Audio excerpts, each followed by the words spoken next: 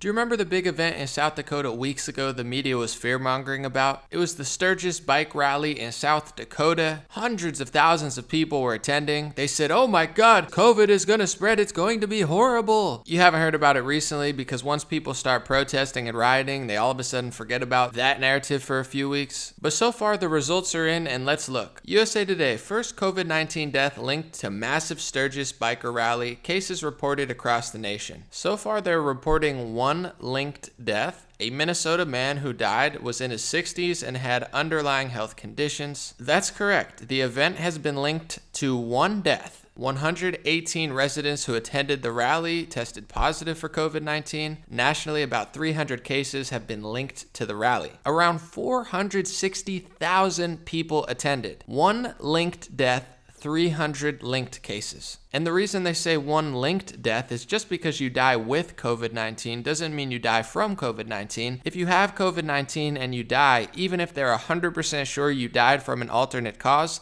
they'll still list it as that. So I think in this country, we've taken a very liberal approach to mortality. The intent is right now that if someone dies with COVID-19, we are counting that. So that means that if you were in hospice and had already been given, a few weeks to live, and then you also were found to have COVID, that would be counted as a COVID death. It means that technically, even if you died of a clear alternate cause, but you had COVID at the same time, it's still listed as a COVID death. So everyone who's listed as a COVID death doesn't mean that that was the cause of the death, but they had COVID at the time of death. I hope that's helpful.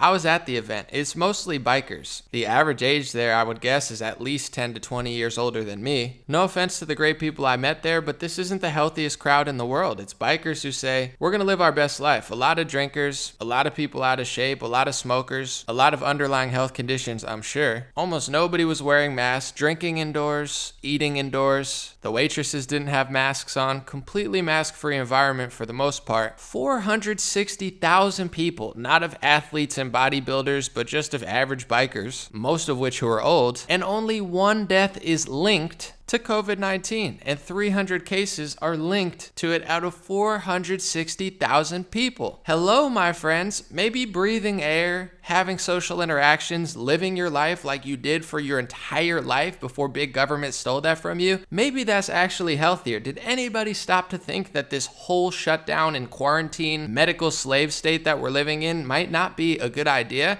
Not just economically, not just mentally, not just social-wise, not just job-wise, but also health-wise. You claim to help our health, but I'm just not seeing the correlation. Let me ask you a question real quick.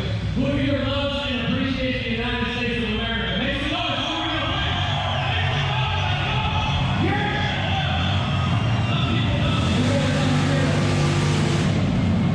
you? USA recently passed Sweden for more deaths per capita. I've been talking about this for months, maybe one of the only media news sources talking about it. The Democrats lied about it, the media lied about it, even Trump was wrong about it. They kept saying Sweden's so bad, it's officially doing better than the United States in per capita. Sturgis, which had 460,000 people, barely had any cases whatsoever and had one linked death that they couldn't even confidently say was from COVID-19, but the person who died had COVID-19. I'm almost getting tired of making videos like this. If people are so dumbed down, brainwashed, and indoctrinated that they're just gonna throw away society and freedom over a coronavirus, maybe you deserve to be treated like a prisoner. I don't know if that's how you want to live the rest of your life. It's just unfortunate that you have to drag everybody else down with you because you think you're helping so much. Oh, don't breathe the air, don't drink, don't live your life, don't have fun, don't go enjoy places without a mask. 460,000 people went to Sturgis. Didn't follow any of the social distancing guidelines that the rest of the country was following. Only 300 cases and one linked death. Sweden, no mask mandate, no lockdown. Doing better than the United States now. Doing better than 8-9 other countries that all had lockdowns, including the world's strictest lockdown, which is doing one of the worst. Meanwhile, all this is happening, gyms are getting closed down. Reports are saying that government gyms are open in California, just not your gym. How nice of them. Rules for you, not for them.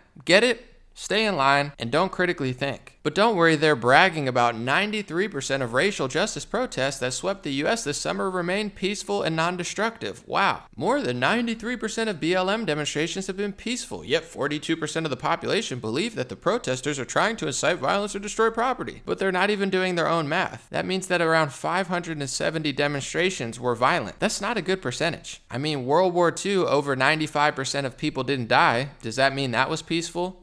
I'm sure Stalin was peaceful 99% of the time. Was he peaceful? They're bragging about 570 violent or destructive demonstrations. But don't worry, the Washington Post says after 100 days of demonstrations, more radical protest tactics are likely here to stay. Oh, great, thank you. They want them to stay, says the paper that's owned by Jeff Bezos. Even Kamala Harris says don't expect them to go away. They're not, and they shouldn't. Clear that I know that there are protests still happening in major cities across the United States. I'm just not seeing the reporting on it that I had that's right. for the first few weeks. That's right. But they're not going to stop. They're not going to stop. And they're not, this is a movement, I'm telling you. They're not going to stop. And everyone beware, because they're not going to stop. They're not going to stop before Election Day in November, and they're not going to stop after Election Day.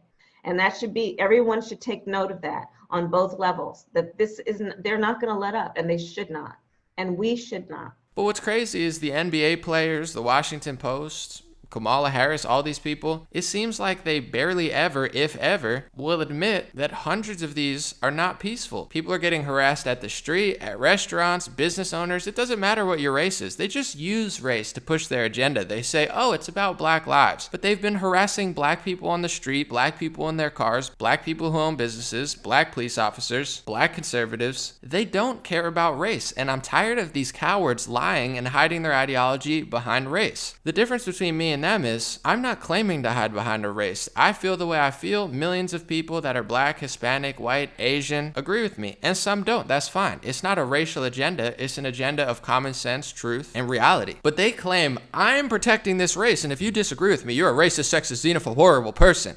They're such cowards. They're such liars. And if you watch some of the videos of them harassing people in restaurants, harassing drivers, and spewing racial slurs at police officers and people just trying to get home to their family, you would understand that they're cowardly liars. NYPD data shows that only about 20% of NYC shootings this year ended in arrests. But they're hauling off a New York City ferry couple for not wearing their face masks on the ferry. Seems like they have their priorities a little bit screwed up in Democrat areas. You know, kind of like California, not able to keep power in their citizens' households like it's some sort of third world country or communist war zone. And it's not about heat either. Arizona, Texas, there's places that are heavily populated, much hotter, don't have these problems. It's a policy problem, it's a leadership problem, but since Democrats control mass media, they're just able to brainwash people into thinking it's something else. They mismanage the forests, you have people committing arson or by mistake lighting fires all the time, and they just scream climate change and people seem to believe it. And then they call you a conspiracy theory if you use facts and data and evidence and reality that's easily provable. Don't believe me? If I were to say this, they'd say I'm a conspiracy theorist, but Associated Press has reported it multiple times in the last year. Just a few days ago, the United Nations says polio outbreak in Sudan is caused by the oral vaccine. The World Health Organization says a new polio outbreak in Sudan is linked to an ongoing vaccine-sparked epidemic in Chad. Wow. This isn't news to me though, because last year they put out more polio cases now caused by vaccine than by the wild virus. But I'm a horrible person if I don't want to get the Operation Warp Speed Rushed vaccine that has been warp speed rushed through vaccine trials and safety trials. Even Bill Gates admits they can't possibly study the long-term effects because they're rushing it through trials. But I'm terrible because I don't want to inject my body with that, knowing that I just attended an event with 460,000 people, most of which were not bodybuilders or athletes, just to be honest, and 300 cases have been linked to the rally, and only one death has been linked to the rally. And I guarantee you they're dying to link as many deaths as they can to the Sturgis rally, so the fact that they could only link one of them, I mean, wake up, my friends. This is ridiculous. How many more videos do I have to make? Do I have to just prepare for civilization to collapse because people are literally